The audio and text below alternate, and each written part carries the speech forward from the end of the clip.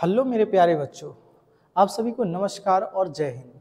आप लोगों को पता है अब इंट्रोडक्शन की आवश्यकता नहीं है। हमारा YouTube family future point study circle पर एनसीईआरटी का एक सीरीज लेकर आया गया है। तो उम्मीद करते हैं कि अब हर दिन की भांति आप लोगों को प्रतिदिन एक एक वीडियो, एक एक कॉन्सेप्ट, एक एक वीडियो के माध्यम से मैं लेकर आता हूं और आता रहूँगा। यदि आप हमारे यूट्यूब चैनल से नहीं जुड़े हैं तो ज़रूर जुड़ेंगे।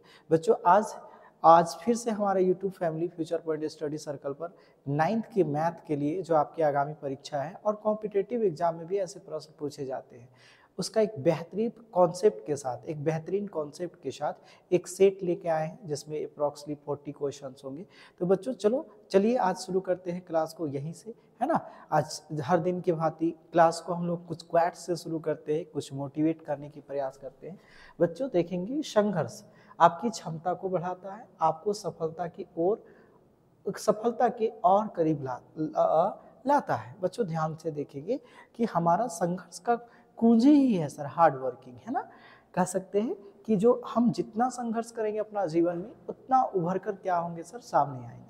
जैसे लोहा जितना घिसता है, धातु जितने घिसते हैं उतना ही चमकदार होते हैं। कोयला जब कोई हीरा बनता है तो कोयला के अंदर कई सालों तक उसे तपना पड़ता है। तो बच्चों यही उदाहरण है कि हमें भी हमारे आगामी परीक्षा जो कॉम्पिटिटिव है या बोर्ड परीक्षा है उसके मद्देनज़र से एक आज फिर से सेट पेपर लेके आ गया। तो हर दिन की भांति इस वीडियो को भी अंत तक देखेंगे। चलिए बच्चों क्लास को शुरू करते हैं, ध्यान से देखेंगे। बच्चों आप लोगों का मैथ का कॉन्सेप्ट है, बहुत ज़्यादा हार्ड नहीं करेंगे, जितना भी लॉजिक होगा समझाने की प्रयास करेंगे। पहला प्रश्न है बच्चों, बोर्ड पर देखेंगे कि निम्नलिखित में से कौन परिमेय संख्या है। अब परिमेय संख्या होता क्या है बच्चों, मोस्टली ये बच्चे जानते होंगे कि वह नंबर जिसे हम लोग p/q के रूप में लिख सकते हैं उसे हम कह सकते हैं परिमेय संख्या। आपको याद रखना है 0 भी परिमेय संख्या है, परंतु इसके नीचे में, है ना, कह सकते हैं कि p, है ना, अपॉन q के रूप में लिख सकते हैं, जहां याद रखेंगे कि q not is equal to 0 हो। अगर q 0 हो जाएगा बच्चों तो वह परिमेय संख्या नहीं होगा। तो यहाँ p अपॉन q क्या है, कुछ नहीं है तो 1 है, इसलिए परिमेय संख्या है। 2, अगर 2 का अप्रॉक्सिमेट वैल्यू निकालेंगे बच्चों तो 4 2, है ना, 2 डॉट डॉट डॉट, है ना सर। ये कितने दूर तक जाएगा बच्चों, इनफाइनाइट तक, है ना। पाई, सीधा सी बात है कि पाई क्या है सर, अपरिमेय संख्या। तो सिर्फ इनमें से पूछा है कि कौन परिमेय संख्या है, तो 0 क्या है बच्चों, परिमेय संख्या, है ना। इनमें से कौन परिमेय संख्या 3 और 4 के बीच है। 3 और 4 के बीच मतलब 3.1 से समथिंग समथिंग, और 4 से अर्थ है कि 4 से कम, यानी 3 पॉइंट कितना तक आना चाहिए बच्चों, 9 तक। कहेंगे सर देखिए इसे भाग देंगे तो कितना होगा सर, तो कहेंगे 2 1 जा 2, ये तो कम हो गया बच्चों, 2 1 जा 2, 2 5 जा 10, इसका अर्थ हुआ 1.5। इसको जब काटेंगे बच्चों तो कहेंगे 2 तिया 6, 1 बचा, कहेंगे जी सर, और फिर कितना बचा सर, 2 बचे 10, 3.5 आया। तब कह सकते हैं ना सर 3.5 के बीच ये होगा। इसे करते हैं तो ये तो 0.4725 होगा सर, है ना। ऐसे कैसे सर, देखिए 0 4 7 28, 4 5 20, कहेंगे सर इसी भाग देंगे, 3 1 जा 3, 3 1 जा 3, 3 1 जा 3 3 जा 3 1 जा 3, 3 3 जा 9। तो कहेंगे सर एक ही ऐसा संख्या है जो किसके बीच आया बच्चों, कहेंगे सर 3.1 से लेके 3.9 तक के बीच आएगा, यानी 3 पॉइंट क्या चीज सर, 5। तो वह संख्या 7/2 होगा बच्चों। यहाँ तक उम्मीद करते हैं आप लोगों को बातें अच्छी से समझ में आई होगी। निम्नलिखित में से कौन अपरिमेय संख्या है बच्चों, ध्यान से देखेंगे। 3 के बट्टा में कुछ नहीं है, 1 है, इसे p/q के रूप में लिख सकते हैं। यह पहले से p/q के रूप में है, कहेंगे सर इसे हम लोग लिख सकते हैं, जी सर। इसका वैल्यू 2, अपॉन में कुछ नहीं है तो 1, अर्थात हम लोग इसे p/q के रूप में लिख सकते हैं। पाई तो सर अचर पद है सर, इसीलिए अपरिमेय संख्या कौन हुआ सर, तो पाई सर। ध्यान से देखेंगे, लेकिन अगर पाई का वैल्यू हमें अगर 22/7 दे दिया जाए बच्चों, ध्यान से देखेंगे 22 क्या दे दिया जाए, 7, तो यह परिमेय संख्या होगा बच्चों। नेक्स्ट स्लाइड पे आते हैं, पाई क्या है सर, तो हमेशा याद रखिएगा पाई अपरिमेय संख्या है। लेकिन अगर पाई का मान 3.14 है ना सर, समथिंग समथिंग इंटू, ये भी अपरिमेय संख्या संख्या है। लेकिन अगर 22/7 दे दे तो ये क्या है सर, P/Q अर्थात परिमेय संख्या है। 36/100 का दशमलव प्रसार क्या होता है? देखेंगे बच्चों, दशमलव प्रसार दो टाइप का होते हैं, पहले आप ये समझिए। दशमलव प्रसार दो टाइप का होता है, एक होता है शांत और एक होता है अशांत। कहेंगे जी सर अशांत होने का क्या शर्त है? कहेंगे सर शांत कब होता है? तो कहेंगे सर अंश अंश हर से पूरा पूरा क्या हो, पूरा पूरा, ध्यान से देखेंगे, पूरा पूरा विभाजित हो। अंश हर से पूरा पूरा विभाजित हो, है ना, अंश हर से पूरा पूरा विभाजित हो, एक ये कॉन्सेप्ट है। और एक अच्छा उदाहरण मैं बता रहा हूँ बच्चों, है ना, एक और उपाय बता रहा हूँ, ध्यान से देखेंगे। दूसरा क्या हो सकता है सर? तो कहेंगे दूसरा है, कहेंगे सर है ना, हर का दूसरा, ध्यान से देखेंगे कि दूसरा क्या होगा बच्चों? कहेंगे हर का गुणनखंड, किसका? हर का गुणनखंड, हर का गुणनखंड बच्चों, ध्यान से देखेंगे, हर का गुणनखंड 2 या किसके रूप में हो? 5 के रूप में हो, 2 या 5 के रूप में हो। अगर ऐसा शर्त आया, एक क्या आया बच्चों? एक हम लोग रूल सीखिए, ध्यान से देखेंगे, मैं स्लाइड से साइड हो जा रहा हूँ ताकि आपको अच्छे से दिख सके सर। दूसरा नियम तो हमारा, पहला नियम तो ये हुआ बच्चों, ठीक है, पहला नियम हमारा ये हुआ, है ना, अंश को हर से पूरा पूरा क्या करना है? भाग देना है, पहला। और दूसरा, हर का गुणनखंड 2 या 5 के रूप में हो। तो कहेंगे सर ये आसान मेथड है। अंश देखेंगे, शांत और अशांत प्रसार से क्या अभिप्राय, शांत और अशांत प्रसार से क्या अभिप्राय है बच्चों? शांत प्रसार का अर्थ होता है कि हर से वह संख्या पूरा पूरा विभाजित होगा, यानी ऐसा भिन्न, ऐसा परिमेय संख्या जो अंश, जिसका अंश हर से पूरा पूरा विभाजित होगा। तो दुनिया में एक ही ट्रिक है बच्चों, अगर हर अंश से विभाजित होगा, ठीक है, अंश अगर यदि हर से विभाजित होगा तो उसका शर्त है, उसका जो डिनोमिनेटर है हर, उसका गुणनखंड क्या के रूप में होना चाहिए? 2 या किसके रूप में होना चाहिए बच्चों? 5 के रूप में, है ना सर। जैसे मैं समझाने की प्रयास करता हूँ सर, ये यहाँ पर हमारे पास 36 है सर, ध्यान से देखेंगे बच्चों, ठीक है, क्या है बच्चों? 36 है। तो अगर 36/100 है सर, तो आप कहेंगे सर ये P/Q के रूप में पहले से है, यानी ये कहेंगे सर अंश हुआ ऊपर, और नीचे क्या लिखेंगे सर? हर। अब हर का गुणनखंड करेंगे सर 100 का, तो कहेंगे सर 100 का आप गुणनखंड करेंगे। जो बच्चे नहीं जानते हैं, मैं उसे प्यार समझाने के प्रयास कर रहा हूँ। प्यारे बच्चों देखेंगे, 2 बचे कितना सर? 10, कहेंगे फिर 2 से भाग देंगे 25, फिर 5 से भाग देंगे, बचे 25। तो आप क्या समझ पाए सर कि यहाँ पर देख पा रहे हैं आप कि 36/100 को क्या लिख सकते हैं? 2 गुना 2 गुना 5 गुना 5। तो इसके हर का गुणनखंड सिर्फ अभी मैंने बताया बच्चों, इसका हर का गुणनखंड सिर्फ क्या आया? 2 और क्या चीज सर? 5 के रूप में आया, अर्थात यह क्या है सर? शांत प्रसार होगा। अब भाग भी देंगे इसे बच्चों तो कितना आएगा? 0 पॉइंट कितना सर? 36 होगा। तो आप शांत और अशांत प्रसार को इस तरह से भी क्या कर सकते हैं सर? समझ सकते हैं सर, ठीक है। अब कहता है सर नेक्स्ट हमारे पास क्या है बच्चों? ध्यान से देखेंगे, इन दोनों को गुना करना है। कहेंगे सर ये एक फॉर्म आपको पता होगा, a+b और a-b बराबर क्या होता है? a² - b²। कहेंगे सर ध्यान से देखेंगे, है ना, या फिर a की जगह ध्यान से देखेंगे सर, है ना, a की जगह क्या है सर? यहाँ पर ध्यान से देखेंगे बच्चों, या फिर देखेंगे a की जगह आप देख रहे हैं, a की जगह 5 है और b की जगह √5 है। तो a की जगह 5 का स्क्वायर और क्या चीज़ सर? √5 का स्क्वायर। कहेंगे सर 25 कितना हो गया? 25, रूट और स्क्वायर खत्म हो गया तो 5, तो घटाएंगे तो कितना बचेगा सर? आंसर 20। हमारा ऑप्शन नंबर क्या हो जाएगा सर? 4। मैंने पूरा एक्सप्लेन करके समझाने की प्रयास किया है, पूरा स्लाइड आपके पास रफ वर्क के रूप में है बच्चों, आप जरूर इसको ध्यान से देखेंगे, आपकी आगामी परीक्षा के लिए बहुत इंपॉर्टेंट है। नेक्स्ट स्लाइड पर आते हैं बच्चों, ध्यान से, इनमें से कौन एक चर में बहुपद है? देखेंगे कि कौन सा ऐसा बहुपद है जिसमें केवल एक चर है। क्या आप इसे देख पा रहे हैं? x² और 2x + 1, 2 या 2 से अधिक चर और अचर पदों के समूह को क्या कहा जाता है? बहुपद। चर किसे कहा जाता है बच्चों? तो जिसका मान निश्चित ना हो, है ना, मान, वह व्यंजक जिसका मान निश्चित, है ना, निश्चित ना हो, है ना, वह व्यंजक जो जिसका मान निश्चित ना हो। जैसे आप लिख सकते हैं सर, है ना, A to Z, है ना, आप ऐसे भी लिख सकते हैं सर, क ख को भी लिख सकते हैं, इसका मान निश्चित नहीं है।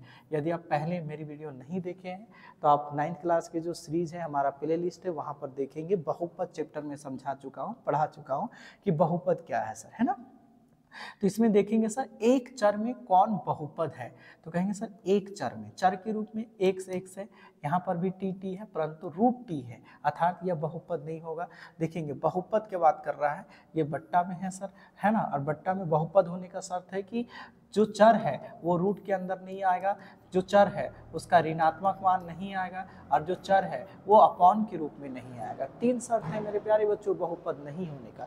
मैं उम्मीद करता हूँ इससे पहले आप ये क्लास बहुपद तो आप जाने होंगे, लेकिन बहुपद को और डिटेल से समझने के लिए हमारा जो 10th का जो क्लास है या 9th का जो पॉलिनोमियल स्पेशल चैप्टर है बच्चों, उसमें मैंने डेफिनेशन लिख कर समझाया है, आप जरूर उस प्लेलिस्ट को जाके चेक करेंगे। ठीक है, हम मैंने क्या शर्त बताया कि कब कोई बहुपद नहीं होगा, जब चर रूट के अंदर हो या चर का मान क्या हो सर, निगेटिव हो, चर का घात क्या हो सर, निगेटिव हो, और तीसरा चर का मान किसी के अंडर में ना हो, मतलब बट्टा में ना हो।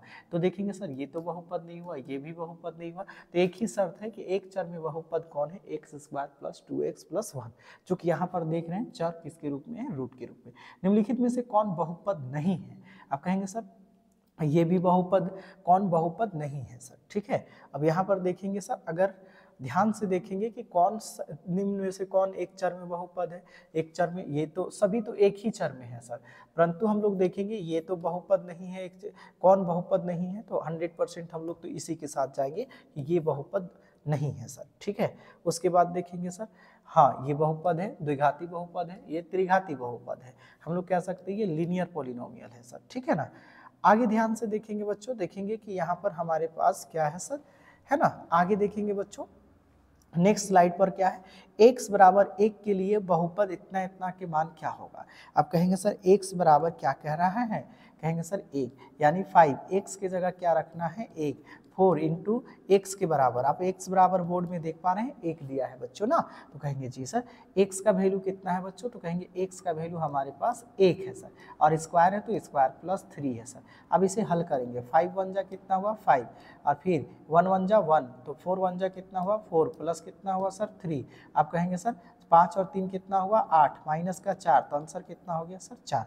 देखेंगे सर हमारा 4 कौन सा ऑप्शन में है बच्चों, 5 वन जा 5, 4 1 4 एकम 4, 5 3 8 में 4 घटाएंगे 4, -6, कहीं पर मिस्टेक हो रहा है बच्चों, ध्यान से देखेंगे, 5 इंटू, है ना सर, x का वैल्यू 1 है सर, तो 5 इंटू 1 और 4 into 1 the power square plus कितना है सर 3 है सर, तो कहेंगे सर यहाँ पर 5 एकम 5 माइनस, कहेंगे सर 4 एकम 4 प्लस कितना सर 3, तो 5 और 3 कितना हुआ 8, माइनस कितना सर 4, प्लस 4 का आंसर नहीं है बच्चों, इसका आंसर हमारे पास क्या होना चाहिए था, प्लस का 4। देखेंगे बच्चों ना नेक्स्ट क्वेश्चन, कहेंगे सर x + 1 से ये भाग देने पर शेषफल कितना प्राप्त होगा। जब भी आप बात करेंगे तो ये हमारा gx होगा बच्चों। ठीक है, ये हमारा क्या होता है, कहेंगे सर ये हमारा क्या है सर, gx है सर, gx है ना, ध्यान से देखेंगे बच्चों, है ना, ये क्या है बच्चों, ये हमारा gx है ना, gx है, तो gx कितना है सर, x प्लस क्या है सर 1 है, जिससे भाग देते हैं, तो जब इसका शून्यक निकालेंगे बच्चों तो हमारे पास क्या हो जाएगा, तो कहेंगे सर x बराबर माइनस का क्या हो जाएगा सर 1 हो जाएगा, यानी आपको पता चला x + 1, इसका शून्यक निकालेंगे तो x बराबर क्या हो जाएगा माइनस का 1। अब देखेंगे सर इसे भाग देने पर कितना होगा, यानी x के बराबर कितना आ गया बच्चों -1, तो कहेंगे sir -1 the power whole square plus 1 है तो 1 लिख दिए, है ना, कहेंगे ना सर प्लस 1 थोड़ी है, यहाँ 1 है, माइनस का 1 है बच्चों। देखेंगे माइनस माइनस इंटू करेंगे तो प्लस, 3 वन जा 3 हो गया, फिर कहेंगे सर यहाँ पर ध्यान से देखेंगे 3 वन जा माइनस का माइनस, 2 बार स्क्वायर किए plus, minus minus plus, 3 one जा 3, प्लस माइनस माइनस 1, फिर यहाँ पर देखेंगे सर माइनस माइनस 1। अब कहेंगे जी सर आपको पता होना चाहिए 3 माइनस माइनस जुड़ता है प्लस, क्या हो जाएगा 1, प्लस का 1 आंसर हमारा ऑप्शन नंबर किस में है सर 1 में। तो ये सिंपल सा मैथ है बच्चों, ध्यान से देखेंगे। ठीक है, आगे नेक्स्ट पर आते हैं बच्चों, कहेंगे सर इसका गुणनखंड क्या होगा, कहेंगे सर इसका गुणनखंड क्या होगा, यानी आप इसे 2 टाइप से बना सकते हैं बच्चों, ध्यान से देखेंगे। ठीक है, कहेंगे सर आप ऐसे खेल सकते हैं इसे, ठीक है ना, आप देखेंगे सर 12 1 12, है ना, 12 एकम 12। तो इसे कैसे तोड़ेंगे कि बीच वाला पद के बराबर आएगा, देखेंगे ये इंपॉर्टेंट है बच्चों ना। तो कहेंगे सर 4 तिया 12। अब दोनों माइनस रखना है बच्चों, तो कहेंगे सर ऐसे रख सकते हैं -3 -4 और -3, यानी हम लोग कह सकते हैं सर -4 कॉमन है सर, है ना, -4। यहाँ पर हम लोग कह सकते हैं यहाँ पर 12x² और 4x² और माइनस का 3x और प्लस का क्या चीज़ सर 1। अब 3x कहाँ पर प्लस में कॉमन है सर वो देखेंगे सर। एक ही ऑप्शन आपको दिखाई दे रहा है सर, ऑप्शन नंबर बी।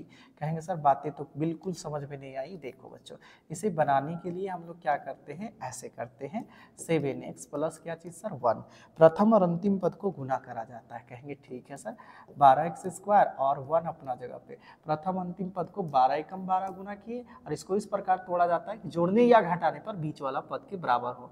बीच वाला पद कितना है बच्चों 7x। बच्चों ध्यान से, आप अगर 10th में है 9th में है तो भी इस वीडियो को, बहुपद जो चैप्टर है 10th या 9th का, उसे जरूर आप जाके देखेंगे। 4 तिया कितना है बच्चों 12, है ना, 4 तिया 12। अब देखो हमको -7 लाना है तो दोनों को माइनस पे रखना पड़ेगा, माइनस का 4x और माइनस का 3x, इसीलिए माइनस का 7x, ये हमारा हो जाएगा माइनस का 4x और माइनस का कितना सर 3x प्लस 1। अब ये दोनों में क्या कॉमन है सर, तो कहेंगे सर 4 और x कॉमन है, 4 तिया 12, है ना, 4 तिया 12, 3x माइनस, ध्यान से देखेंगे, और यहाँ से पूरा 4 बाहर, तो कितना बचा बच्चों 1, और यहाँ पे कुछ भी कॉमन नहीं है, ध्यान से देखेंगे यहाँ पर कुछ भी कॉमन नहीं है, तो -1 कॉमन है बच्चों, ठीक है। तो 3x माइनस कॉमन है तो प्लस माइनस माइनस हो गया, और यहाँ पर क्या हुआ 1। तो कहेंगे सर जब इसे हम लोग करेंगे तो अंदर वाला एक बार कॉमन हो जाएगा, कहेंगे सर 3x माइनस 1 और 4x माइनस क्या हो जाएगा बच्चों 1। अब कहेंगे सर यहाँ पर देखेंगे 3x माइनस 1 और 4x माइनस 1, 3x माइनस 1 और 4x माइनस 1 केवल ऑप्शन नंबर किस में है सर 3 में। तो ये बहुत ही इंपॉर्टेंट क्वेश्चन होता है बच्चों। इसे समझने के लिए डिटेल में यदि आप समझना चाहते हैं तो हमारा जो बहुपद चैप्टर का जो एनालिसिस है, ये तो हमारा क्या है सेट है, उससे जरूर आके आप प्लेलिस्ट पर जाके देखेंगे सर, ठीक है। अब यहाँ पर बहुत शानदार क्वेश्चन पूछा है कि ये इससे पहले से विभाजित है, यानी हम लोग कह सकते हैं कि px क्या है सर, किसी संख्या को भाग देने पर क्या हो जाता है बच्चों 0 हो जाता है। कहेंगे सर कि मान लेते हैं कि ये px हमारा है वो कितना होगा 0 होगा, क्यों, क्योंकि x माइनस 1 से भाग देने पर, जैसे में बहुपद होने का शर्त 12 है तो 4 तिया क्या करे सर 12, तो जब इसे काट दिए, विभाजित होने का मतलब है आंसर कितना पहले आया होगा तो 0। तो कहेंगे जी सर, तो पहले इससे भाग दे के ट्राई करा गया होगा x माइनस को, इस बहुपद को इससे भाग दे के देखने पर कितना आता है सर, तो पूरा पूरा कट जाता है, कटने का मतलब क्या है सर 0 है सर। अर्थात हम लोग कह सकते हैं कि अगर px है और यहाँ पर x² प्लस x प्लस क्या है बच्चों k है, तो कहेंगे सर पहले से बोला है कि x माइनस 1 है ना, px का क्या है सर, px का गुणनखंड है, तो गुणनखंड का शर्त होता है कि वह उससे पूरा पूरा क्या होगा कटा होगा, इसीलिए हम लोग कह सकते हैं कि px बराबर क्या चीज़ सर 0। ये चीज़ें सीखनी है, ठीक है। कहेंगे जी सर और क्या हो सकता है सर, और लिख सकते हैं कि x minus 1 is equal to 0, तो x बराबर कितना सर 1। कहेंगे सर अगर आप इसका शून्यक निकाल दीजिए, x minus 1 is equal to 0, तो x बराबर कितना होगा 1 होगा। कहेंगे जी सर px का वैल्यू कितना है सर 0, है ना, और यहाँ पर देखेंगे बच्चों x का वैल्यू कितना है सर, प्लस का 1 था, माइनस का 1 उधर प्लस लेके गए 1 हो गया, प्लस क्या हुआ बच्चों k हुआ, तो 0, 1 का स्क्वायर 1 प्लस k। कहेंगे जी सर, कहेंगे ये जुट गया सर, तो हमारे पास 2 प्लस क्या हो गया k। अब जब इधर उठा के लाएंगे तो k तो अपना जगह पे है, 2 माइनस 2 हो जाएगा बच्चों, कहेंगे प्लस 2 है, इधर लेके आएंगे माइनस 2, हमारा ऑप्शन नंबर क्या हो जाएगा बच्चों तो हो जाएगा। थोड़ा धैर्य बना के रखेंगे बच्चों, बहुत हार्ड क्वेश्चन नहीं है ना, कहीं पर मिस्टेक तो देखेंगे बच्चों और कमेंट पर जरूर बताएंगे, ठीक है ना। यहाँ पर ठीक है कि ऑप्शन नंबर 3 ही होगा सर, है ना, दोनों का दोनों क्या है बच्चों माइनस में ही होगा, है ना, क्वेश्चन ठीक है +1 है। नेक्स्ट स्लाइड पर आते हैं बच्चों, है ना, इनमें से कौन 2 चर वाले रैखिक समीकरण है, 2 चर कहाँ पर है आप देख पा रहे हैं कि x प्लस वाई 2 अलग अलग चर है बच्चों, है ना, ये एक चर में रैखिक समीकरण है। रैखिक समीकरण का अर्थ होता है जिसके घात में कुछ ना हो तो 1 लगा हो। 2x minus 3y is equal to 9 है, ax plus by plus c के रूप में 0 में व्यक्त करने पर a b c का मान क्या होगा। अब बड़ी प्यारा सा सवाल है, पहले देखिए हम लोग कहते हैं सर कि 2x plus 3y is equal to कितना है सर 9 है। अच्छे बच्चे अगर इसे सजाएंगे तो किस रूप में सजाएंगे, कहेंगे सर ax, है ना सर। दो चर वाले सॉरी बहुपद के फॉर्म में सजाएंगे ax plus B Y plus C is equal to 0। तो कहेंगे सर ax की जगह 2x लिखिए, by की जगह क्या लिखिए 3y। अभी प्लस 9 है, अब देखिए प्रश्न में इधर कुछ भी नहीं है ना बच्चों, तो प्लस 9 है, उठा के लेके आएंगे -9 इज इक्वल टू कितना सर 0। अब आप यहाँ पर गौर से देखिए सर क्या है सर, a की जगह कितना है 2 है, b की जगह 3 है और c की जगह 9 है, यानी a बराबर कितना है सर 2 है, b बराबर कितना है सर 3 है और c बराबर कितना है सर -9 है। कहाँ सर 2 3 -9, 2 3 + 9, 2 3 -9 सर हमारा आंसर हो गया, है ना। ध्यान से देखेंगे, ये छोटी सी सवाल है लेकिन चांसेस है बच्चों आप इसे गलती कर सकते हैं ना। आप इसी को यहीं पर सजाइए ना sir, ax plus B Y plus c, देखो ये +9 है, इधर लाके क्या करेंगे सर -9, तो प्लस का c इज इक्वल टू 0, ये +9 है तो -9 इज इक्वल टू क्या हो जाएगा 0। अब सीधा सीधा देख लेंगे सर, है ना। निम्न हलों में कौन समीकरण 2x + 6 का एक हल है, ये इंपॉर्टेंट क्वेश्चन है। देखिए ये हमारा बच्चों हल का अर्थ होता है एक x होगा और दूसरा क्या होगा y। कोई भी बिंदु का निर्देशांक आपको पता होता है x और y, x वाला कोटि होता है और y वाला क्या होता है सर, सॉरी x वाला भुज होता है और y वाला क्या होता है बच्चों, कहेंगे सर कोटि होता है। अब देखो अगर हम लोग x दो हल होगा तो इसका एक शर्त है बच्चों, हल होने का एक शर्त है, कहेंगे सर क्या शर्त है, हल होने का एक शर्त है कि इन दोनों परिस्थिति में ये 0 आ जाएगा सर, है ना। यहाँ पर 6 है, x के बराबर 6 रखे और इसकी 0, तो क्या ये बराबर है, तो कहेंगे ना है सर, बराबर तो ना है सर। ठीक है सर, आगे देखते हैं, x के जगह 0 रखते हैं और y की जगह कितना रखते हैं 2 गुना कितना सर 4, तो कितना हो जाता है सर, तो कहेंगे सर 0 प्लस कितना 4 दूना कितना सर 8 बराबर 6। इसका हल नहीं हो सकता है, दोनों तरफ क्या होनी चाहिए सर बराबर। अगला टॉपिक पे आते हैं, x बराबर 4 रखते हैं प्लस 2 इंटू y की जगह 0 रखते हैं तो कितना होगा 6 बराबर होगा, कहेंगे ना सर 2 0 0, 4 + 0 बराबर नहीं हो सकते हैं सर। नेक्स्ट टॉपिक पर आते हैं बच्चों, एक लास्ट है, x की जगह कितना रखते हैं 4, 2 की जगह y की जगह कितना रखते हैं सर 1। देखेंगे सर अब इसे हल करिए, 4 2 एकम 2 बराबर कितना सर 6, 6 इज इक्वल टू कितना सर 6। हमारा आंसर नंबर क्या हो जाएगा 4। दोनों तरफ क्या हुआ सर समान हुआ, ये इसके क्या है सर हल है। आपको देख के आसान लग रहा होगा बच्चों लेकिन ये जबरदस्त क्वेश्चन है बच्चों, ठीक है। उम्मीद करते हैं सर अगर आप हमारे थ्योरी क्लास से जुड़ना चाहते हैं तो जरूर जुड़ेंगे और ज़्यादा कॉन्सेप्ट क्या हो जाएगा सर आसान हो जाएगा। एक्स अक्ष और वाई अक्ष के कटान बिंदु को क्या कहते हैं, देखो मैं इसी से बता रहा हूँ। ये एक्स अक्ष है मेरे प्यारे बच्चों, ये एक्स अक्ष है और ये क्या है वाई अक्ष है, और ये क्या है सॉरी मिस्टेक हो रहा है सर, ये एक्स ही है सर, ये वाई है और ये वाई डैश है बच्चों। इसे क्या कहा जाता है, तो इसे आप जानते हैं क्या कहा जाता है वाई अक्ष। कहेंगे सर जी सर, इतना तो बातें हम लोग समझते हैं पहले से। या इंग्लिश में क्या कहा जाता है, तो कहेंगे सर वर्टिकल, क्या कहा जाता है सर वर्टिकल लाइन, है ना। या फिर इंग्लिश में वाई एक्सिस कहा जाता है, ठीक है सर। और इसके जो निर्देशांक होता है उसे कोटि कहते हैं बच्चों, क्या कहते हैं कोटि, है ना। पहले ये अब इसे जो कहते हैं सर एक्स, क्या कहते हैं बच्चों, ध्यान से देखेंगे, इसे क्या कहा जाता है, कहेंगे सर एक्स अक्ष हिंदी में। इंग्लिश में क्या कहा जाता है सर, तो कहेंगे सर एक्स एक्सिस बोला जाता है इंग्लिश में, है ना। और ऐसे बोला जाता है तो क्या बोला जाता है सर हॉरिजॉन्टल बोला जाता है, ठीक है सर। ये 3 लाइन का नाम है। और जिस जगह पे ये प्रतिच्छेद करता है बच्चों, है ना, उसे हम लोग क्या कहते हैं मूल बिंदु, क्या कहते हैं मूल बिंदु, है ना। और इसका कोऑर्डिनेट हमेशा 0, क्या होता है 0 होता है, ना नेगेटिव ना पॉजिटिव बच्चों, ठीक है। मैं इस प्रश्न पर आऊंगा उससे बता रहा हूँ। और इसी कटान देखो एक्स और वाई अक्ष कितने भाग में इसको काटते हैं बच्चों, तो इसको 4 भाग में काटते हैं, कितने भाग में 4 भाग में। देखिए 1 भाग 2 भाग और ये कितना भाग 3 भाग, और ये कौन सा भाग होगा चौथा भाग। तो 4 भाग में काटते हैं, इसीलिए इसे क्या कहा जाता है सर चतुर्थांश। याद रखिएगा, ये भी पूछ सकता है कि एक्स और वाई अक्ष किसी कार्तीय तल को कितने भागों में विभाजित करते हैं 4 भागों में, उसे किस नाम से जाना जाता है चतुर्थांश, इंग्लिश में क्वाड्रांट कहते हैं बच्चों, ठीक है।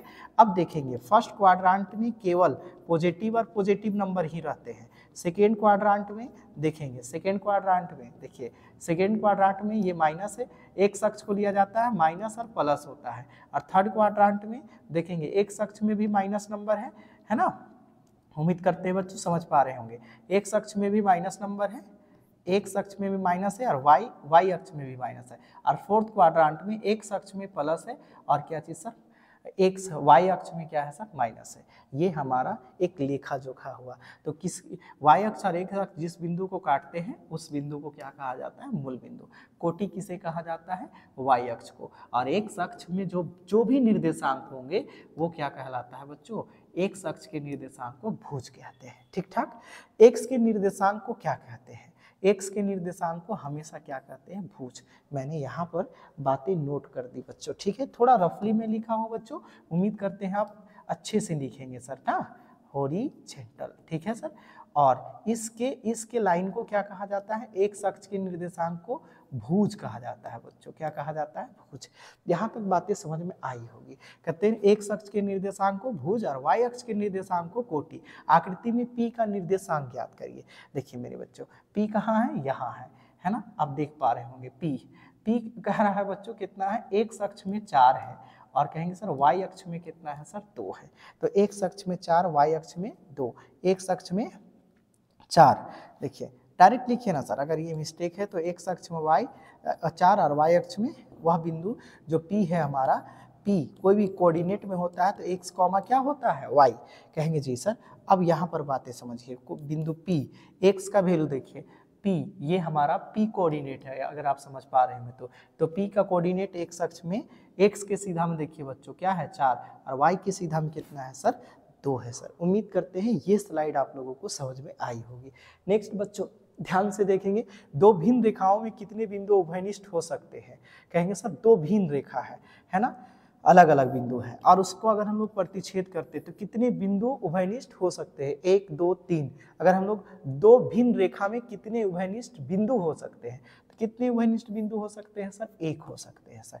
एक ही जगह पे प्रतिच्छेद कर सकता है ना सर, है ना। ध्यान से देखिएगा, वे वस्तुएं जो परस्पर संपाती होते हैं, संपाती का मतलब एक ही में होता है, ठीक है ना। दो ऐसे रेखा खींचेंगे जो एक ही में हो जाए तो वो क्या होते हैं सर, बराबर होते हैं। याद रखिएगा, जैसे एक रेखा खींचे यहाँ तक, है ना सर, और ये देखेंगे और इसी में एक रेखा और खींचा जाएगा उसी के ऊपर, तो उसी को क्या कहा जाता है मेरे प्यारे बच्चों, कहेंगे सर संपाती कहते हैं सर, है ना। और मेरे प्यारे बच्चों एक लाइन और ड्रॉ कर सकते हैं, जैसे ये लाइन, है ना, और एक लाइन और खींचे जो एक दूसरे को कभी प्रतिच्छेद नहीं करेंगे, उसे कौन सा रेखा कहा जाता है मेरे प्यारे बच्चों, समानांतर रेखा, है ना। एक और ग्राफ में देखते हैं सर, एक रेखा ये हो और एक रेखा क्या हो सर, ये हो, इस परिस्थिति में क्या होगा सर, तो इसे कहते हैं सर प्रतिच्छेदी रेखा। इसे क्या कहा जाता है, प्रतिच्छेदी रेखा। यही चीजें समझा रहे थे सर, ये 3 लाइन। और संपाती में क्या होता है, एक ही में दोनों लाइन होता है मेरे प्यारे बच्चों, है ना। ये तो ये रेखा जितना बड़ा होगा वो रेखा भी उतना ही बड़ा होगा, ये हमेशा क्या होते हैं, बराबर, प्रतिच्छेदी रेखा, ठीक है।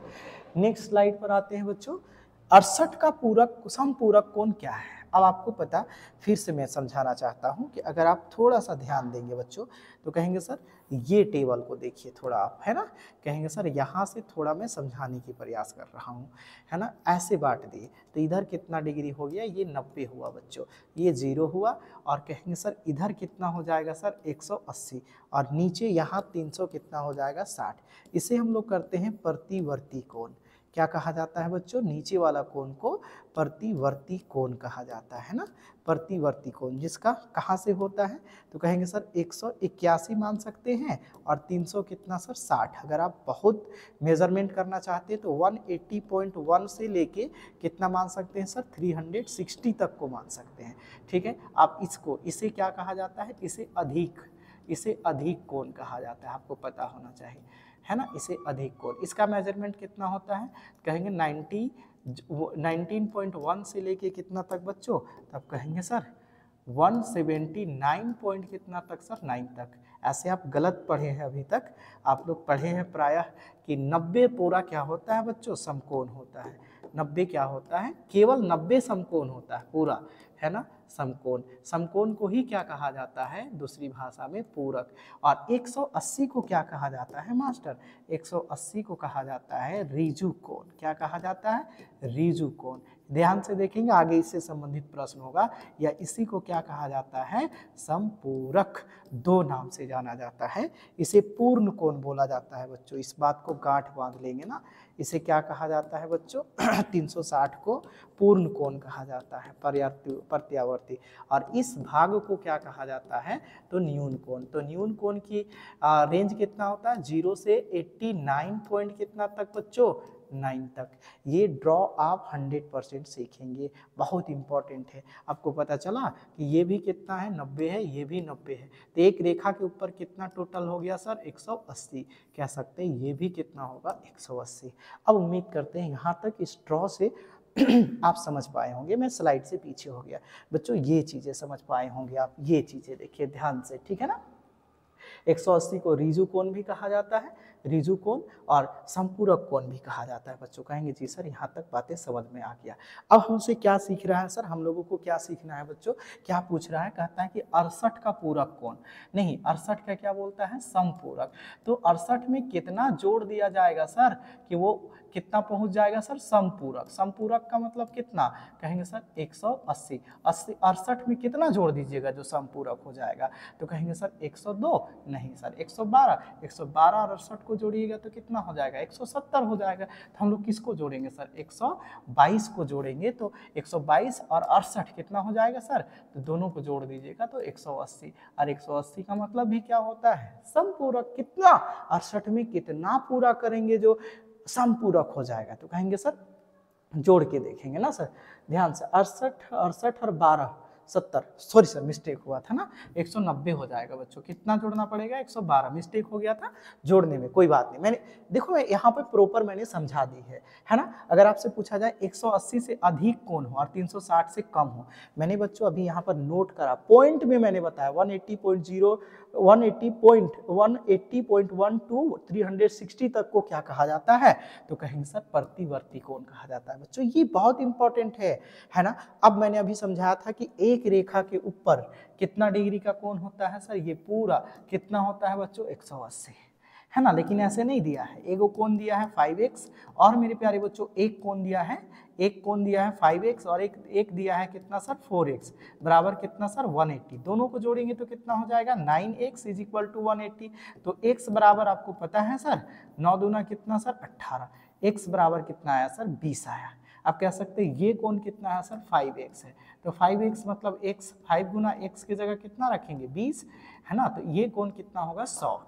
और ये कोण कितना है बच्चों, तो कहेंगे 4x है सर। 4x, x का मतलब कितना सर, 20। तो 20 चौके कितना सर, 80। अब दोनों कोण को मिला के देखिए ना सर, कितना हो जाएगा सर, 180। कहेंगे सर हमसे किसका मान पूछा है, x का। अरे x का मान कितना हो गया सर, 20 सर। उम्मीद करते हैं यहाँ तक बातें समझ में आई होगी। दिस इज वेरी इंपॉर्टेंट है ना बच्चों, ध्यान से देखेंगे। वो एक बार जहाँ पे नहीं समझ में आएगा कमेंट करके बताइए। नेक्स्ट क्वेश्चन, त्रिभुज के तीनों कोणों का योग कितना होता है, जानते हैं बच्चों, ये याद रखिएगा 360 होता है। दो सर्वांगसम आकृति होते हैं, क्या होते हैं सर, सदैव क्या होते हैं सर, समान होते हैं। सर्वांगसम आकृति का अर्थ क्या होता है कि एक ही सर्कल से दो वृत्त, एक ही त्रिज्या से दो वृत्त खींच दिए, है ना सर। मैं समझाता हूँ, एक किताब के जितने भी पन्ने होंगे सर सब सर्वांगसम होंगे, लेकिन एक किताब और दूसरी किताब के पन्ने जो होंगे बच्चे वो क्या होंगे, तो कहेंगे सर वो समरूप होंगे। जैसे एक खिड़की और दूसरा दरवाजा आयताकार हो सकते हैं, वो समरूप है, एक रूप के हैं। परंतु अगर हम लोग देखेंगे कि ऐसा खिड़की जिसका दोनों हर तरह से गत्ते, दोनों पल्ले क्या है सर, हर रूप से समान है, तो वो क्या होगा सर, सर्वांगसम। जैसे कोई ईंट भट्टे में कोई व्यक्ति ईंट पाट रहा है बच्चों, तो ईंट पाटने के प्रक्रम में देखेंगे बच्चों कि क्या हमारे पास होगा कि अगर यदि दो अलग अलग व्यक्ति ईंट पाट रहे हैं और अलग अलग फम्मे से ईंट पाट रहे हैं, तो दोनों का ईंट समरूप हो सकता है, सर्वांगसम नहीं। लेकिन एक व्यक्ति द्वारा पाटा गया प्रत्येक ईंट क्या होगा सर, सर्वांगसम होगा, क्योंकि वह एक ही फॉर्म से बना रहा है। तो बच्चे यहाँ तक बातें समझ में आ गई। हम लोग जितना घर में रोटियां बनाते हैं, पुड़िया बनाते हैं, वो सब समरूप है ना, उसे सर्वांगसम हम लोग नहीं कर सकते, है ना। जैसे लड़कियां बेंगल्स यानी चूड़ियां पहनती हैं, तो एक फर्मा से जितने भी चूड़ी बनेंगे वो सब सर्वांगसम है। लेकिन अलग अलग लड़कियां, अलग अलग महिलाएं चूड़ी पहनी है, वो क्या है सर, समरूप होंगे। तो बच्चे यहाँ तक उम्मीद करते हैं आप समझ गए होंगे। निम्नलिखित में से कौन त्रिभुजों को सर्वांगसमता की कसौटी है, त्रिभुज की सर्वांगसमता की कसौटी कौन है सर, साइड साइड साइड, भुजा भुजा भुजा, साइड एंगल साइड, और एक और है मेरे प्यारे बच्चों, एंगल साइड और क्या चीज सर, एंगल। ये तीन सर्वांग समता का नियम है सर, तीन सर्वांग समता का क्या है, नियम है सर। अब इनमें से आपको कौन दिखाई दे रहा है वो देख लीजिए सर। तो कहेंगे सर चौथा नंबर दिखाई दे रहा है, साइड एंगल कितना बच्चों, साइड। एबीसी में बीसी एबी के बराबर है, कोण बी बराबर 80 है और ए बराबर हमको ढूंढना है सर। ए बी और एसी बराबर है बच्चों। अगर देखेंगे कि दोनों भुजाएं आपस में बराबर हैं तो इसके संगत कोण भी क्या होंगे सर, बराबर होंगे सर। ये चीजें हम लोगों को देखना था बच्चों, ठीक है ना। ए त्रिभुज एबीसी है, अगर हम लोग देखेंगे ऐसे देखेंगे, ए बी और क्या है सर, सी है सर, जिसमें ए बी बराबर क्या है सर, ए बी बराबर, सॉरी सर मिस्टेक हो रहा है, देखेंगे ए बी बराबर क्या है, ए बी बराबर बी सी है सर। ये और ये क्या है सर, बराबर है सर। ध्यान से देखेंगे तो ये कोण और ये कोण भी क्या होंगे, बराबर होंगे। ध्यान से देखेंगे बच्चों, बहुत इंपॉर्टेंट क्वेश्चन है ना। संगत किसी त्रिभुज में जो भुजाएं बराबर होती है बच्चे, जैसे हम लोग ऐसे लिख सकते हैं, ए बी सी लिख सकते हैं सर। इसको ए लिख दे, इसको बी लिख दे और क्या लिख दे, सी लिख दे सर। तो क्या क्या बराबर है, बी सी बराबर क्या है सर, बी सी बराबर ए बी बराबर है ना। देखेंगे सर ऐसे, चलिए आपको सिंपली मैं समझा दे रहा हूं कि ये है सर, है ना। इस त्रिभुज को ऐसे समझते हैं कि ये ऐसे है सर, समझते हैं, है ना। ऐसे है, ए है, बी है और सी है, ए बी बराबर बी सी है, ये दोनों भुजा बराबर है। तो आपस में याद रखेंगे कि इसके संगत कोण भी क्या होंगे, बराबर। यानी हम लोग कह सकते हैं कि ए जितना है, ए जितना है यानी ए, एंगल ए बराबर एंगल सी भी होगा, चूंकि एंगल ए बी बराबर क्या है सर, बी सी है। तो मैंने बताया कि संगत भुजा के संगत कोण भी क्या होते हैं, बराबर होते हैं। जिसमें बी कितना है बच्चों, बी कितना है बच्चों, तो बी कहेंगे सर, बी हमारा 80 डिग्री है सर। बी हमारा कितना है सर, 80 डिग्री है। बड़ी प्यारा सा सवाल है सर ना। तो बी हमारा 80 डिग्री है। अब त्रिभुज के अंतः कोणों का योग कितना होता है सर, तो कहेंगे सर 180 डिग्री। और ये दोनों कोण क्या होंगे सर, समान होंगे। जिसमें अकेले बी, सोच के देखिए कि अकेले बी कितना है सर, 80 डिग्री है। कितना है, 80 डिग्री है। तो आपको पता होना चाहिए कि जो ए है और क्या है सर, सी है, वो दोनों को मिला के कितना बचेगा सर, 100 होगा। और ये दोनों का दोनों क्या है सर, समान है। तो इसे कितना में देना पड़ेगा, 50, और इसे भी कितना देना पड़ेगा, 50। तो 50-50 हो जाएगा। हमसे किसका मान पूछा है सर, कोण ए का मान कितना डिग्री होगा sir, 50 degree. PVI question, important question, तार्किक क्वेश्चन है सर, ध्यान से देखेंगे सर। नेक्स्ट, चतुर्भुज के अंतः कोणों का योग, ये चीजें याद रखेंगे, बड़ी बात नहीं है। मैं बता दूं प्रूफ करके, कहेंगे जी सर। देखिए ये चतुर्भुज है मेरे प्यारे बच्चों, इसमें कितने ट्राइंगल है सर, तो कहेंगे सर 1 और 2 ट्राइंगल है। आप कहेंगे सर एक ट्राइंगल का अंतः कोण का वैल्यू कितना होता है सर, 180। तो कहेंगे सर यहाँ पर कितने ट्राइंगल है सर, 2 ट्राइंगल है। तो 2 ट्राइंगल का वैल्यू कितना होगा सर, 18 दूना 36। 18 दूना कितना हो जाएगा सर, 36। 1 to 0, आंसर कितना होगा, 360। ये भी है सर। कहता है कितना इतना, इसके सबसे बड़े कोण का माप क्या होगा, ये सवाल देखेंगे ना सर। कहेंगे सर ये एक चतुर्भुज है सर, ए है, बी है, सी है, डी है। ये मान लेते हैं कि सर 3x है, और चूंकि अनुपात में है इसीलिए x में मानेंगे हम लोग। कहेंगे सर 5x है, और ये कितना है सर 9x है, और ये कितना है सर 13x। अभी हम लोग देखें कि सभी को मिला के कितना होता है सर, 360। यानी सभी कोण, यानी 3x प्लस कितना सर 5x प्लस कितना सर 9x प्लस कितना सर 13x, सभी को मिला के कितना होगा सर 360। हमसे किसका मान पूछा है, सबसे बड़ा कोण। तो सबसे बड़ा कोण कौन है सर, तो कहेंगे सर 13x वाला होगा सर। ठीक है, अब 3 और 5 8 और 9 8 और 9 17 कह सकते हैं। ठीक है, 3 और 5 कितना हो गया बच्चों, 3 और 5 8, 8 और 9 17, 17 और 13 कितना हो गया सर, 30 हो गया। कितना लिखिएगा sir, 30x is equal to कितना सर, 36। 0 से 0 काट देंगे सर, x बराबर 12 तिया कितना हुआ सर, 36। तो देखेंगे सबसे छोटा, पहले देखिए इसी से गुना करते जाइए ना सर। 12 तिया कितना रहा होगा, 36। ये 12 पचे कितना रहा होगा, 60, है ना सर। फिर 12 नवा कितना रहा होगा सर, 108। और 12 और 13 को गुना करेंगे, 12 बनाइए 144, और फिर 12 13 कितना होगा सर, 156। कहेंगे सर 156 डिग्री हमारा ऑप्शन कहाँ पर है सर, कहेंगे सर ऑप्शन नंबर डी। सबसे छोटा कोण का माप क्या होगा सर, कहेंगे सर 36 डिग्री। उम्मीद करते बच्चों समझ में आया होगा। वृत्त की सबसे बड़ी जीवा को क्या कहते हैं, ये तो आपको पता होना चाहिए, व्यास। कहेंगे कैसे सर, ये वृत्त है, ध्यान से देखेंगे बच्चों। ये वृत्त है और ये क्या है सर, जीवा है सर, ए और बी। इसके बाद ओ है, इसके बाद अनेक जीवा होंगे सर, लेकिन सबसे बड़ी जीवा वृत्त का क्या होता है सर, व्यास होता है, क्योंकि ये इसके मध्य भाग में होता है।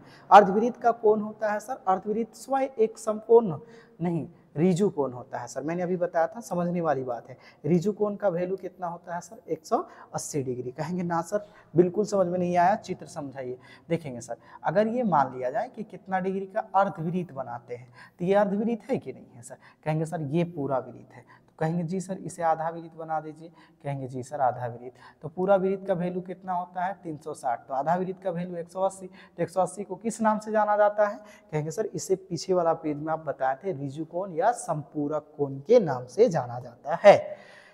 एक त्रिभुज की भुजाएं 40, 24 और 32 है, इसकी परिमाप तीनों भुजा का योग होता है बच्चों, है ना, और बोलता है कि 40, 24 कैसे जोड़िएगा, 40 और 30 70 और 20 कितना हुआ 90 और 6 96, किधर है सर 96 मीटर, ये हो जाएगा सर हमारा आंसर। तीनों को जोड़िए, तीनों भुजा का योग। त्रिभुज की भुजाएं इतना इतना है सर, वही चीज है सर, तो इस त्रिभुज की क्षेत्रफल कितना होगी सर, देखिए 4 चौके क्या लिख सकते हैं 16, 24 24 576 और 3 तिया 9, 2 दूना 4, 3 दूना 6, 3 दूना 6, 6 दूना कितना हुआ सर 12, 4 2 10 24 है ना सर, और 500 कितना सर 76, तो कितना हो गया सर 6 7 2 9 और 1 0 5 6 16 सर, ये पाइथागोरस थ्योरम में है, ये ट्रिप्लाइट। ये मैं बहुत खूबसूरत इस प्रश्न को मैं हल करके बताता हूँ, ये लेवल का प्रश्न मुझे लगा। इसे आप हिरोन के सूत्र से बनाने जाएंगे सर, आपके साथ खेल जाएगा सर। देखेंगे हमारे पास क्या है बच्चों, कहेंगे सर ये 40 सेंटीमीटर है बच्चों, और क्या कहेंगे 24 सेंटीमीटर है बच्चों, और कितना है सर 32। मान लेते हैं थोड़ा देर के लिए ये H है और ये B है और ये क्या है P है, तो अगर ऐसा होता है तो ये क्या बनाएगा सर, तो कहेंगे एक समकोण त्रिभुज बनाएगा। तो कहेंगे सर समकोण त्रिभुज का ट्रिप्लाइट, क्यों समकोण त्रिभुज आप देख रहे हैं सर, तो कहेंगे सर देखिए अगर ABC है, ये त्रिभुज है, अगर ये समकोण त्रिभुज का ट्रिप्लाइट बनाता है तो कैसे बनाएगा, तो कहेंगे सर ये 40 होगा, सबसे बड़ी भुजा कर्ण होता है जी सर। उसके बाद देखेंगे आधार कितना होता है बच्चों, तो आधार कहेंगे सर मान लेते हैं 24 या 32 अपने मन से, लेकिन सबसे बड़ी भुजा को ही कर्ण मानते हैं, तो कहेंगे सर कर्ण का वर्ग उसके अन्य दो भुजाओं के वर्गों के योग के बराबर होता है, इसका वर्ग कितना हुआ 1600, और 32 का वर्ग कितना हुआ, तो 32 का वर्ग हुआ 1024 सर, है ना 1024 जी सर, और इसका वर्ग कितना होता है, तो 500 कितना सर 76, इन दोनों को ऐड कीजिए सर, तो भी कितना आ रहा है सर 1600, तो कहेंगे जी सर ये दोनों का दोनों पाइथागोरस थ्योरम में है, यानी पता चला ये समकोण त्रिभुज की भुजा है। और आपको पता होना चाहिए सर समकोण त्रिभुज का क्षेत्रफल क्या होता है, तो समकोण त्रिभुज का क्षेत्रफल बराबर 1/2 इंटू आधार गुना ऊंचाई। आप हिरोन का सूत्र से बनाएंगे बहुत लंबा चला जाएगा। 12 आधार कितना है बच्चों, कहेंगे सर 24 है, आधार कितना है, कहेंगे 24 है सर, और ऊंचाई कितना है सर 32 है सर, काटिए 12 दूना कितना सर 24, 12 दूनी कितना सर 24, गुना कीजिए, यहाँ पर देख रहे हैं ना, यहाँ पर कितना है बच्चों, तो कहेंगे सर 32 है, तो 12 से 32 को गुना कर रहे हैं, कहेंगे जी सर 12 दूनी 24 के 4, 12 तिया 36 और 2 कितना सर, कहेंगे सर 38, 384 मीटर सेंटीमीटर क्या दिया हुआ है सेंटीमीटर, तो आप क्या लिखिएगा सर सेंटीमीटर स्क्वायर 384 सर। कहेंगे सर विथ इन 5 सेकेंड खत्म कर सकते हैं आप, कैसे, मैं तो समझा रहा था उसे, अब देखिए मैंने ऐसे किया, 4 चौके कितना सर 1600, और फिर कितना सर 500 कितना सर 500 कितना करा 76, और यहाँ 10 24, ये दोनों को जोड़ा तो भी कितना आ गया सर 1600, तो कहेंगे सर 1600 बराबर कितना सर 1600, ये चेक कर दिए सर हम लोग कि हाँ ये ट्रिप्लाइट में है सर, ट्रिप्लाइट का मतलब पाइथागोरस थ्योरम में है सर। 10 कितना सर 10 24 है सर, और कितना है सर 500 कितना सर 76, तो आप कह रहे हैं सर ये भी कितना है सर 1600 ट्रिप्लाइट में है, तो ये क्या बन गया सर एक समकोण त्रिभुज। तो समकोण त्रिभुज के क्षेत्रफल होगा तो जाहिर सी बात है ये क्या हो सकता है बी, और ये क्या हो सकता है पी, यानी ये हाइट हो सकता है और ये क्या चीज सर आधार हो सकता है। आधार का आधा कितना हुआ सर 12, 12 को 32 से गुना करेंगे, 12 दूनी 24 के 4 किसके इकाई अंक में ये है ना सर 12 और 24, 12 तिया कितना सर 36, 360 के आसपास कौन दिखाई दे रहा है, आप ऐसे भी मार सकते थे या गुना कर सकते थे सर, ठीक है। एक घन की जिसका किनारा x का पार्श्व पृष्ठीय क्षेत्रफल क्या होगा, एक घन का किनारा क्या है सर x है, और उसका पार्श्व पृष्ठीय क्षेत्रफल क्या होगा 4x² होगा सर, ठीक है। 4x² नहीं लिखा है, 4a² है सर, ध्यान से देखेंगे ना, अगर x है तो x लिखना चाहिए था, यहाँ पर 4x² लिखना था। किसी घनाभ में किनारों की कुल संख्या कितनी होती है? घनाभ में किनारों की कुल संख्या, किनारों का मतलब 12 होती है सर। ये गांठ बांध लीजिए। कैसे? आप काउंट कर सकते हैं सर ना, जैसे मैं सर वो डब्बा दे सकते हैं क्या? वो डब्बा दीजिए, एग्जाम्पल बच्चों को देना है। हाँ देखेंगे, ये मेरे पास एक एग्जाम्पल है बच्चों घनाभ का। ये एक देखेंगे कि ये घनाभ का है, इसके किनारे काउंट करते हैं 1 2 3 4, उसके बाद काउंट करते हैं 5 6 7 और कितना सर 8, है ना। मिस्टेक हो गया था बच्चों, किनारों की संख्या कितना है बच्चों? 8 है। फिर से मैं काउंट करके बताऊं, ये 1 2 3 4, उसके बाद देखेंगे 5 6 7 8, गलत। उसके बाद 9 10 11 और क्या चीज सर? 12, है ना। आप थोड़ा देर के लिए चौंक गए थे कि सर ऐसे नहीं, कितना होगा? 12 ही होगा सर ना, मैंने गलत नहीं सही बताया था। अब कहेंगे इसमें फलक कितने हैं सर? 1 2 3 4 5 6, 6 फलक है। शीर्ष कितने हैं सर? वर्टिक्स 1 2 3 4 5 6 7 8, तो शीर्षों की संख्या कितने हैं सर? 8 है। बच्चों यहाँ तक बातें समझ में आई होगी, है ना। नेक्स्ट टर्म पर जाते हैं, ये इंपॉर्टेंट है, आप ट्रिप्लाइड चेक करेंगे, हीरोन के सूत्र से नहीं जाएंगे, हीरोन के सूत्र से बहुत लंबा चला जाएगा मेरे प्यारे बच्चों, ठीक है।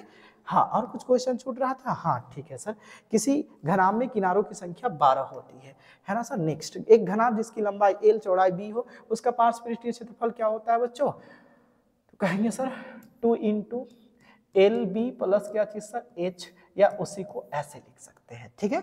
एक गोले की त्रिज्या r है, उसका आयतन कितना होता है? गोला का त्रिज्या का आयतन होता है 4/3 πr³। ये चीजें याद कर लेनी है। मिलान चीज देखिए, इसका 5 प्लस इसका 3 कितना सर? 8, सॉरी मिस्टेक हुआ, ये 5 है और ये 4 है, कितना होगा बच्चों? 9। 9 कहाँ पर है बच्चों? तो कहेंगे सर एग्जाम्पल नंबर यहाँ पर आ जाते हैं। क्वेश्चन क्या है सर? 9 है सर। एक निश्चित घटना की प्रायिकता कितनी होती है सर? हमेशा इस बात को याद रखिएगा, एक निश्चित घटना की प्रोबेबिलिटी कितना होता है बच्चों? 1 होता है। तो उम्मीद करते हैं बच्चों यहाँ तक मेरी बातें समझ में आई होगी। जहाँ पर भी आप लोगों को नहीं समझ में आता है मेरे प्यारे बच्चों, हमें कमेंट बॉक्स पर जरूर बताएंगे, अपना राय देंगे। तब तक कल फिर से एक नया वीडियो लेकर आया जाएगा। तब तक के लिए आप लोगों को धन्यवाद। ज़रूर आप वीडियो को शेयर करेंगे, लाइक करेंगे और हमारे चैनल को सब्सक्राइब करेंगे।